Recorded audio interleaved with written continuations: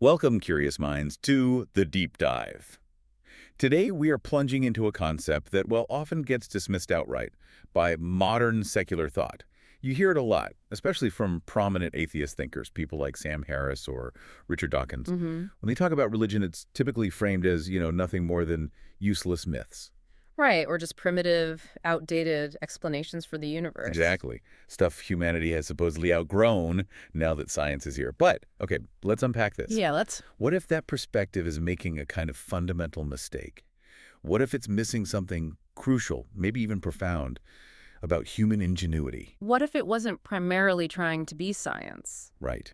What if religion wasn't mainly a primitive precursor to science, trying to explain how the stars got there or why the sun rises? What if instead it was something else entirely, like a profoundly sophisticated system for, well, engineering the human mind itself? That's a really interesting framing, engineering the mind. Think about it. What if the rituals, all those elaborate stories, the very myths we so readily set aside as archaic, what if they're actually ancient psychological tools? Tools designed for specific functions. Yes. Tools may be meticulously designed, refined over millennia for incredibly vital human functions. Things like maintaining social stability, individual stability. Fostering patience, resilience. Exactly. Building resilience, even achieving self-transcendence. Wow. So our mission today is to move beyond that surface-level critique. We want to re-examine these long-held traditions through an entirely new lens. Understanding the deep psychological functions they might really serve. Precisely. We're here to explore why dismissing them outright, like some modern critiques do, might mean overlooking a profound layer of human ingenuity. Something maybe akin to science before science. That's a great way to put it. A deep, intuitive understanding of human psychology, just masterfully wrapped in compelling narrative and ritual. What's fascinating here is that we're not just talking about, historical curiosities or anthropological footnotes. No, not at all. We're discussing what could be an incredibly advanced form of narrative technology. Narrative technology, I like that. Instead of seeing religious myths as simple flaws or errors in understanding the physical world, or just literal falsehoods. Which is the common view. Right. We can start looking at them as maybe intentional mechanisms. Intentional. Yeah, not just whimsical tales spun for fun or basic explanations for nature, but constructs, maybe meticulously designed, honed over thousands of years For what purpose, then? to manage complex human psychology and, by extension, collective behavior. Okay. They seem to address fundamental human needs, persistent societal challenges in ways that resonate really deeply, often subconsciously. Guiding individuals, guiding community. Exactly, through complex existential landscapes, providing structure, meaning coping mechanisms. It's quite sophisticated when you look at it that way. And one of the most striking examples of this narrative technology, something that truly spans almost all cultures and belief systems. Mm-hmm. It's that universal expectation of a redeemer figure. Ah, yes, the Messiah figure. It's truly remarkable, isn't it? You see this phenomenon everywhere. You really do. Across vastly diverse faiths, ancient to modern, there's this consistent, pervasive belief in the eventual arrival of a Messiah, a savior, some form of divinely appointed redeemer. It's not niche at all. No, it's foundational, Yeah. deeply embedded in many major world religions, shaping hope, prophecy, the whole worldview for billions. Absolutely. The consistency is, well, it's astonishing. In Christianity, you have the unwavering belief in the second coming of Christ. That's central. Right. Central pillar of hope. Yeah, then within Islam, there's this profound anticipation of the Mahdi, a divinely guided figure prophesied to emerge, restore justice, usher in a golden age. Right. And of course, in Judaism, messianic ideas have been a cornerstone of their hope and resilience, their identity for thousands of years. Through immense hardship diaspora. Precisely. It's this continuous thread of meaning, the commonality and persistence of this narrative across such seemingly disparate belief systems. It's way more than coincidence. It suggests something deeper. I think so. A shared human psychological need, maybe, or a societal function that this figure, or maybe just the idea of this figure, is designed to address. The idea itself. Yeah, it's a motif that's transcended geography, language, culture, maintained its power because it serves some kind of ongoing psychological purpose. But here's where it gets really interesting, I think. Okay. Because the core insight isn't necessarily about the literal physical arrival of this figure, Yeah. in our time. Right.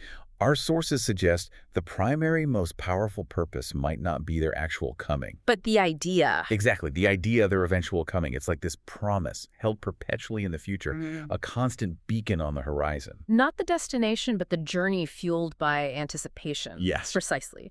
We can, I think, effectively think of this expectation as a kind of permanent stopgap. A permanent stopgap. Explain that. Well, as long as the Messiah hasn't arrived, it can't truly be the end times yet, can it? Ah, okay, I see. This ingenious concept effectively delays any widespread apocalyptic panic within a community. Which could be disastrous. Absolutely disastrous. Think about the immense psychological pressure, the potential for utterly destructive collective action. If everyone truly believed the end was right here, right now, and hopeless. Exactly. With no future figure to wait for, people might engage in rash, desperate acts, abandon long-term planning, social responsibility, even self-preservation. So this narrative prevents that chaos. It seems to function that way. It prevents those kinds of destructive behaviors that might pop up when people feel utterly hopeless, like all is truly lost. It provides a crucial psychological buffer. A perpetual horizon of hope. Yeah, stretching into an indefinite future, allowing life to continue, to be built, to be sustained. It's absolutely brilliant, really, when you think about it from a behavioral perspective. Or sociological. This belief fosters an enduring hope and patience among adherents. It subtly tells them, hold on, persevere. Things will get better. There's a larger plan. Ultimate justice or redemption is coming. And that provides immense psychological resilience, doesn't it? Huge resilience, especially in challenging times, personal struggles, societal upheavals like famine or war, even existential crises. It allows people to keep going. To persevere, plan for the future, invest in their communities, maintain a sense of purpose instead of falling into despair or fatalism. Or reckless abandon. Right. So what does this all mean? Maybe the myth isn't a flaw in our ancestors' thinking. Maybe it's the most elegant mechanism they devised. A mechanism to manage the human psyche. And ensure societal continuity. A sophisticated tool managing psychology by providing this future-oriented narrative that keeps hope alive and prevents collapse. It truly is an ingenious piece of social and psychological engineering, operating at a really profound level. It masterfully uses a hopeful yet perpetually unfulfilled prophecy to regulate collective emotions and prevent destructive behaviors, safeguarding the fabric of society. The practical impact is just immense. It is. It allows people to invest in their future, build families, pursue education, engage in commerce, procreate, work towards a better tomorrow. Because tomorrow is always infused with potential. Potential for ultimate redemption, improvement. It's a powerful testament to the idea that religious narratives, even the fantastic ones, are profoundly functional, deeply ingrained in our collective coping strategies. Like ancient psychological strategy. Passed down through generations, yeah. That's a profound thought, a real reframing. And it leads me to wonder about you, our listener. Have you ever found yourself in a tough situation, a personal crisis, a work challenge, maybe a time of collective uncertainty, where a hopeful, future-oriented story helped you get through it? Maybe a personal goal, a community dream, even just a philosophical outlook. Think about how those narratives influence you. Yeah, even if you don't literally believe in the exact outcome, how they shape your psychological state or societal behavior. How does understanding this mechanism, this permanent stopgap of hope, change how you view ancient stories? Not just as history, but as active psychological engines still running today. Yeah. Okay, now, let's shift gears slightly. Let's move beyond these huge overarching narratives and delve into the more personal day-to-day stuff, the psychological hacks hidden within faith. Okay, the micro-level tools. Because if we connect this to the bigger picture, Which we should. it becomes remarkably clear that religious traditions are just packed with these time-tested tools for self-management, emotional regulation, psychological well-being. Things people do every day. Right. Not just abstract theology, specific figures, phrases, practices that function as internal mechanisms, helping individuals navigate their complex inner worlds and external challenges. Indeed. We often deconstruct these figures and rituals through, a purely theological or historical lens. Focusing on the metaphysics or the origins. Yeah. Right. But what if we primarily examine them for their sophisticated, time-tested functionality, almost like an ancient form of cognitive behavioral therapy, or CBT? Ancient CBT. That's provocative. Give an example. Okay, take the widely recognized figure of Satan, or the devil, or Shaitan in Islamic tradition. Okay. The ultimate evil entity. That's how we typically view him, yeah. Right. A literal external force of darkness and temptation. Right. But what if his primary function isn't just as an external bad guy? What if he's also, or perhaps more importantly, a highly effective symbolic representation Of what? of one's own darker, destructive impulses, intrusive thoughts, irrational urges, the stuff inside us we struggle with? Wow. Okay, that's a really powerful reframing, almost revolutionary in its simplicity. Hmm. It offers a tangible, external way to deal with those negative thoughts or urges that might otherwise just eat us up from inside. It I mean, does. think about it. Modern psychologists today, especially CBT practitioners, they often advise patients with OCD or anxiety to literally name their intrusive thoughts. Right, give it a label. Yeah. They say, oh, there's my worry monster again, or that's just doubt trying to trick me. Creates distance. Exactly. That simple act of naming and externalizing creates crucial psychological distance. It separates the person from the thought, makes it an external thing, an opponent, not some inherent shameful part of who they are. And that makes it easier to manage. Significantly easier to identify, confront, and ultimately manage. Exactly. Religions, in effect, provided this powerful psychological mechanism centuries, even millennia ago. Wow. By creating this externalized, personified figure, Satan, for instance, they offered a tangible symbolic representation of these negative internal forces. Giving you that distance. That crucial psychological distance from the negative thoughts, urges, destructive impulses, making them easier to identify, confront, manage. Instead of internalizing guilt or self-blame. Precisely. Instead of thinking, I am a bad person for having this awful thought, the adherent can effectively say, that is Satan tempting me. Which provides a clear mental framework to resist. And overcome. It shifts the battlefield from internal self-condemnation and shame. Which can be paralyzing. Utterly paralyzing. Yeah. Shifts it to an externalized struggle against a known adversary. That's incredibly empowering. You're fighting an outside influence, not an internal flaw. It's a brilliant strategy for thought management. And it goes the other way too, doesn't it? If we have this externalized darker self, we also have the incredibly powerful concept of a higher self, often embodied by the idea of God or a divine entity. The positive pole. Right. It's not just about a deity somewhere far away, but maybe an internal anchor, a psychological ideal that pulls us upward. That's absolutely right. Think about a common analogy. Performers, Okay. like a shy musician or an insecure actor, they might adopt a stage name, cultivate a specific public persona. To overcome their natural shyness. Exactly, to project a more confident, powerful image. They are, in a sense, deliberately invoking a higher self, an idealized version, to do the task. Right, like Sasha Fierce for Beyonce. Precisely. Religion offers something remarkably similar, but maybe on a grander, more deeply integrated and morally resonant scale. How so? Invoking a divine presence before a difficult task, or just living with the constant awareness of a divine ideal as a moral compass that can profoundly help individuals transcend personal limitations. Overcome fear, shyness. Tap into inner strength they didn't know they had.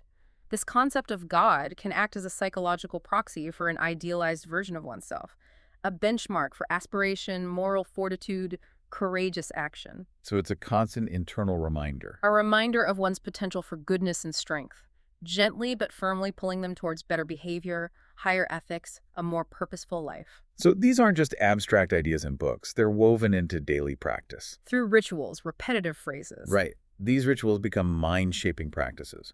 Real, time-tested psychological hacks, refined for generations. Take the Islamic phrase, Bismillah, meaning in the name of God. Often said before starting any task, big or small. Yes, simple but profound. Its psychological impact seems layered. Indeed. Uttering Bismillah isn't merely a formality or rote repetition. It's a powerful act of intentionality and focus. Anchoring your concentration. Exactly. It mentally tells the individual, this task is important. I'm doing this with purpose. I'm invoking a higher power for guidance and blessing. How does that help psychologically? Well, this simple, conscious act can significantly reduce anxiety about the task. It shifts the focus from potential failure to divine support, and it enhances concentration, ensuring you approach the activity centered, dedicated, mindful. Grounding the activity in something bigger. Giving it meaning, responsibility, confidence, yeah. Or consider Alhamdulillah, praise be to God, said after eating or hearing good news or just as a general expression of contentment. Another powerful one. Not just politeness, right? It feels like a practice of gratitude. Alhamdulillah is an incredibly powerful psychological tool for grounding individuals in thankfulness, fostering deep mindfulness. By consciously acknowledging and expressing gratitude, especially for basics like food or any blessing, it deliberately shifts your perspective towards appreciation. And that's psychologically beneficial. Hugely beneficial. There's extensive research on this. Consistent gratitude practices. Studies show they significantly improve mood, reduce envy, increase life satisfaction, enhance empathy, even strengthen social So the bonds. consistent moment to pause and appreciate. Exactly. Appreciate the blessings, big and small, Yeah. counteracting that human tendency to focus on what's missing. And what's truly remarkable is that these aren't isolated practices. You see striking parallels across different faiths. Cross-cultural parallels in function, yes, Yeah. even if the forms differ. Right. Think about Christian table prayers before meals, Mhm. Hindu breath rituals, chanting for focus. Buddhist meditation practices for mindfulness. They're all, in essence, doing something very similar psychologically, aren't they? Absolutely. These seemingly disparate practices with their unique cultural wrappers all serve remarkably similar psychological purposes. Like what? Fostering mindfulness, providing grounding and stability, facilitating a deepening connection to self, community, an ideal, a higher power. Bringing you into the present moment. Cultivating inner calm, instilling purpose, regulating emotions. Regardless of the specific theology, they are practical, time-tested tools for mental and emotional regulation, Refined and passed down for millennia. proving their efficacy not just spiritually but psychologically. And maybe one of the most comprehensive examples of this daily psychological engineering Yes. is the practice of the 5 daily prayers in Islam. Salat. Ah, yes, the very structured system. It's not just sporadic worship. It's a robust framework for consistent psychological well-being woven through the whole day. It truly is a remarkable system, a kind of masterclass in behavioral psychology applied to daily life. How so? The 5 daily prayers are essentially a series of timed, structured meditations strategically placed. Dawn, midday, afternoon, sunset, nightfall. Right. They provide a mandatory framework for consistent mindfulness practice, forcing you to consciously pause 5 times a day. Disengage from the world's chaos. Recenter yourself. Reestablish your internal compass. Each prayer involves specific physical movements, standing, bowing, prostrating. Which is a form of embodied mindfulness itself. Absolutely. Connecting mind to body to the present moment. Accompanied by specific recitations, praise, gratitude, supplication, and quiet reflection. And includes gratitude checkpoints. Regular gratitude checkpoints, reinforcing Alhamdulillah multiple times daily, far from being primitive superstition or just rote obligation. It's more like psychological technology. Sophisticated, time-tested psychological hacks integrated into a daily rhythm, offering continuous, structured self-reflection, gratitude, mindful focus, physical movement, spiritual connection, Which can profoundly impact mental and emotional state. fostering discipline, patience, inner peace, a consistent sense of purpose throughout the day. It's a holistic daily psychological regimen, addressing stress, promoting focus, cultivating positive emotions. It's incredible to think of these practices in such a functional light. And it makes me think about you, the listener. Reflect on your own routines, your habits, any mental exercises you do, consciously or maybe unconsciously. You have personal hacks? Yeah. Hacks that help you focus, show gratitude, manage negative thoughts, even if they aren't religiously framed. Think about a habit that brings you calm or clarity or focus. A morning ritual, a walk, deep breathing, a mantra. Could it be serving a similar psychological purpose? Maybe a modern echo of these ancient practices, something you've intuitively developed for your own mind. Okay. But let's shift your perspective at the end. Look at religion through an even broader evolutionary lens. All right. Where are we going now?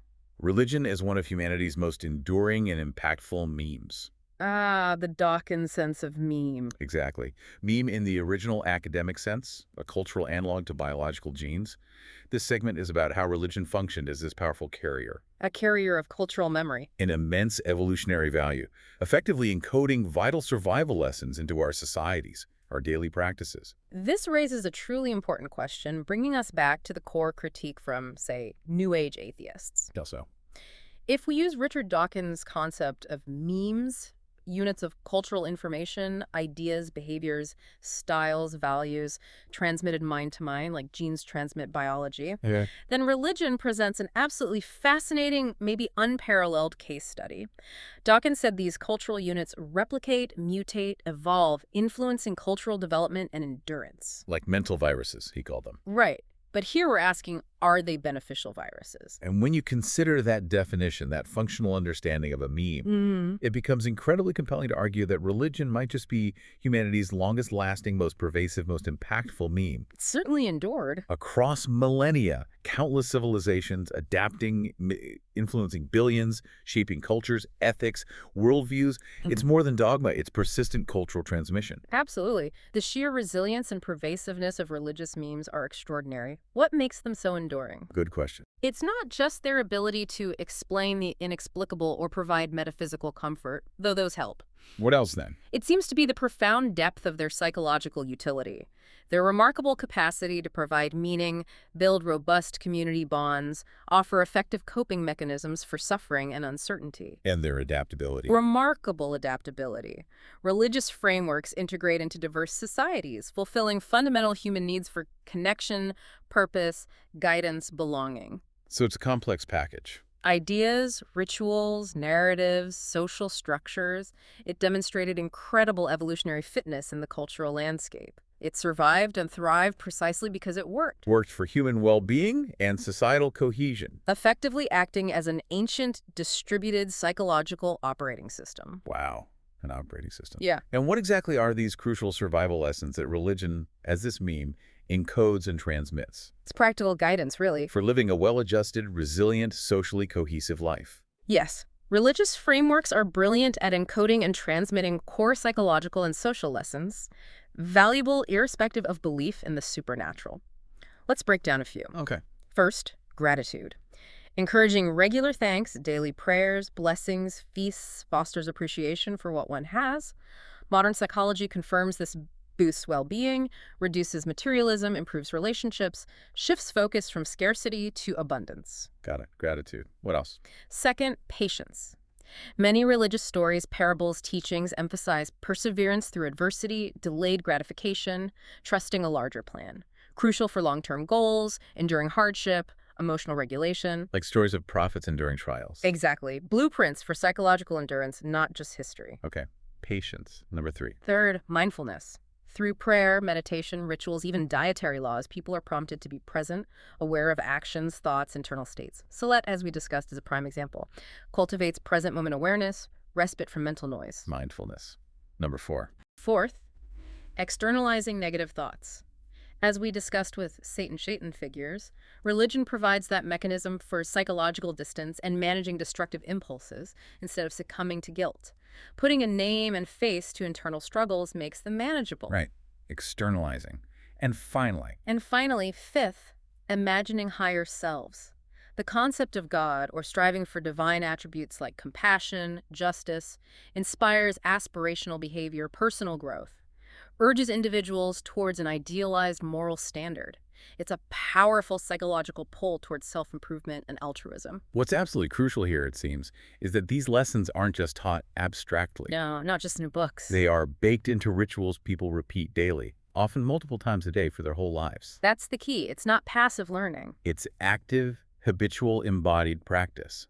The power of consistent, habitual practice in shaping behavior, worldview, character, it's immense. It's how these abstract concepts become deeply ingrained, almost automatic responses, creating profound, lasting psychological change. Exactly. These aren't just one-off sermons. They're daily exercises, repeated for years, decades, generations. This consistent reinforcement solidifies the lessons, makes them integral, almost subconscious. So if you were to strip away the metaphysics, The supernatural claims, the divine beings. what remains is still powerful. What robustly remains is a powerful, guided framework for psychological well-being, providing structure, meaning essential coping mechanisms for navigating life's complexities, uncertainties, challenges, A holistic system. designed to make individuals more resilient, grateful, patient, self-aware, connected to community and purpose. That's a fascinating way to look at it. Reframing religion not as outdated belief, but as a practical, functional science of the mind, predating modern psychology by millennia. Mm-hmm. And it makes me incredibly curious about your own life, listener. What other long-standing cultural traditions or practices do you observe in your family, community, culture? Could they also be carrying hidden value? Hidden, evolutionarily valuable lessons or psychological benefits we take for granted because they're just always been there. What other traditions might be powerful memes and coding wisdom you hadn't fully recognized? Okay, for our final segment, let's push this reinterpretation even further, to its most radical point maybe, Where are we headed? proposing a truly new lens on God itself, moving beyond the often limiting anthropomorphic man-in-the-sky image. Which dominates so many discussions. Right, towards a more abstract yet profoundly functional concept, understanding God not as a literal physical entity, So, as a powerful narrative engine for human transcendence, a conceptual construct that empowers, elevates, guides, rather than just explains the universe. what's truly fascinating here is that common perception of God, especially in the West. The old man with a beard on a cloud. A literal image. That highly literal, often childish interpretation, while culturally ingrained, can be a significant intellectual limitation, especially now in a scientific age. Such a physical entity seems incongruous with physics, biology, cosmology, And that literal view leads to dismissal.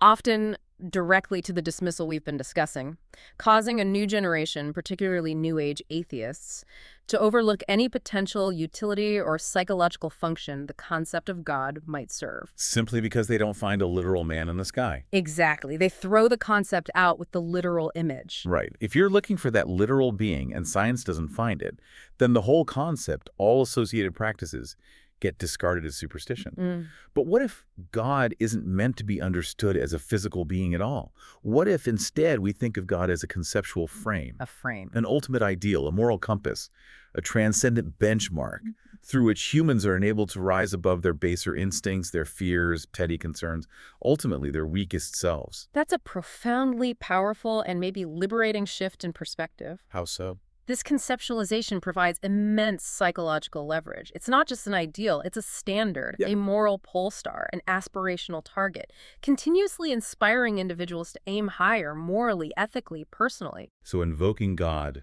becomes.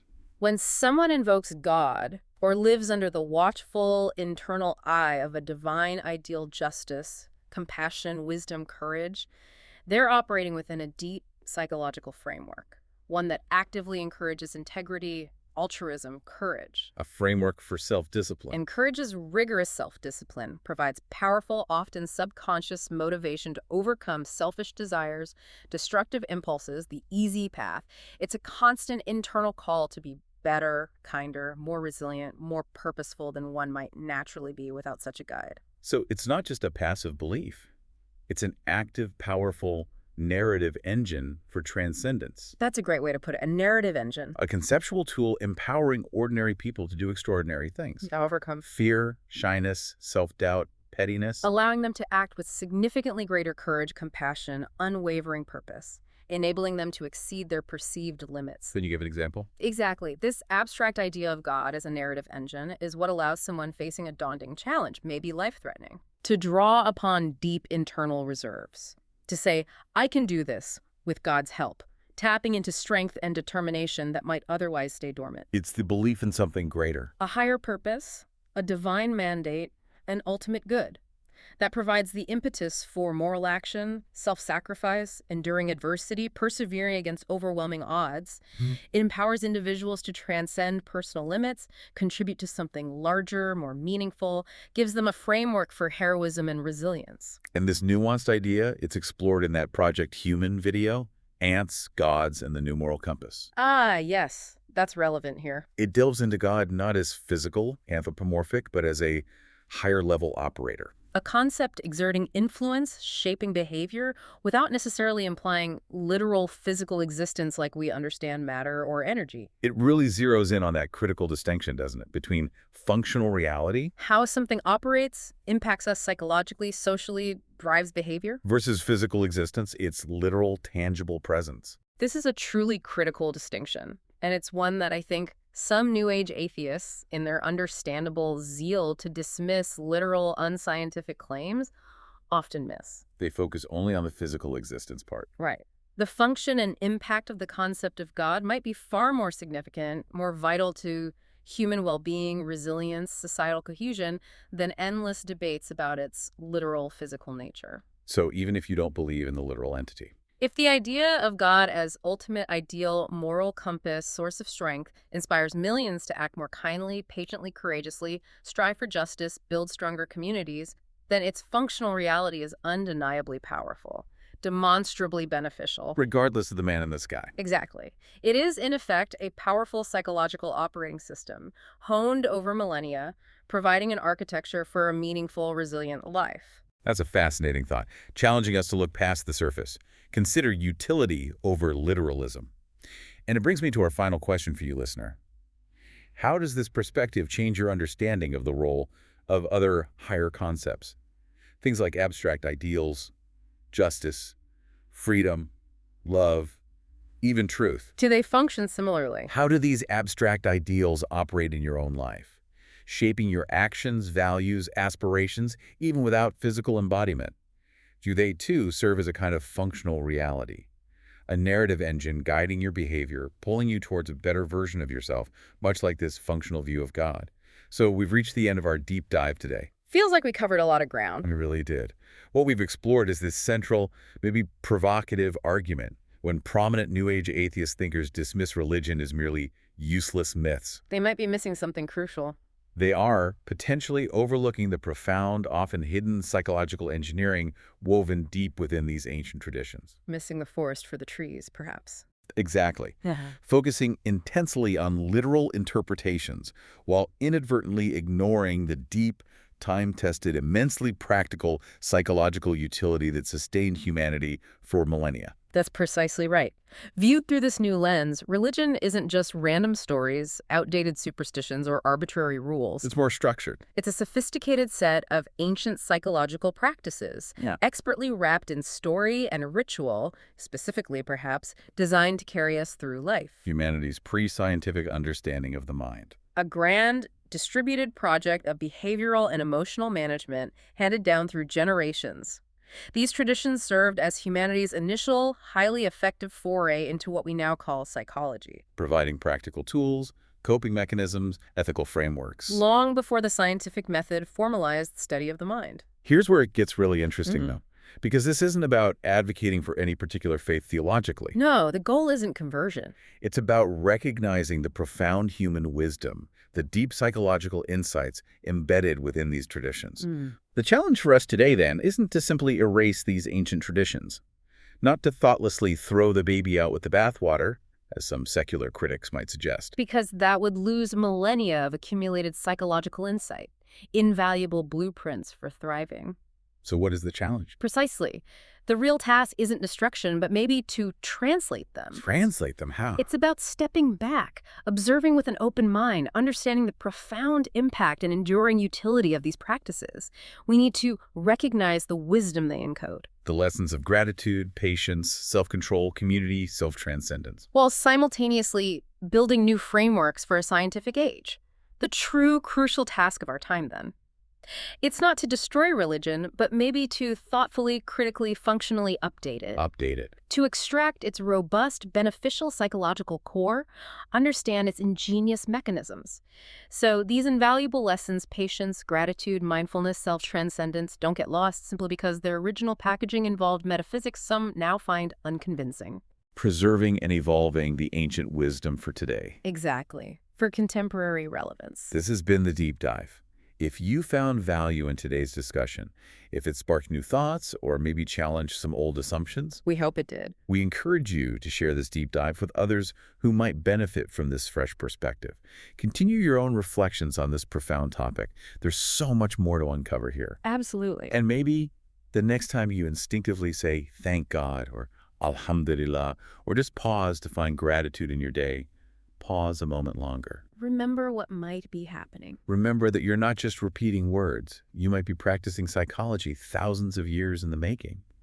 Tapping into an ancient, profound system, perhaps meticulously designed to carry humanity through life's complexities. Thank you for joining us on this journey of rediscovery.